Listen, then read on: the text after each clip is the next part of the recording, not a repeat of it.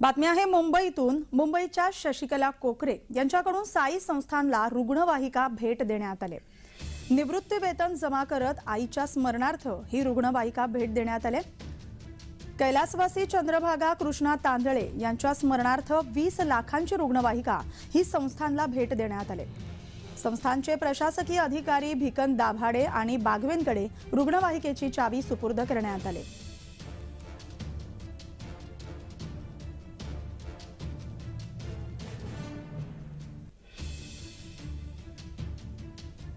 निवृत्ती वेतनातून साई संस्थानला रुग्णवाहिका भेट देण्यात आलेली आहे। मुंबईच्या शशिकला कोकरे यांनी आईच्या स्मरणार्थ ही रुग्णवाहिका साई संस्थानला भेट दिलेली आहे।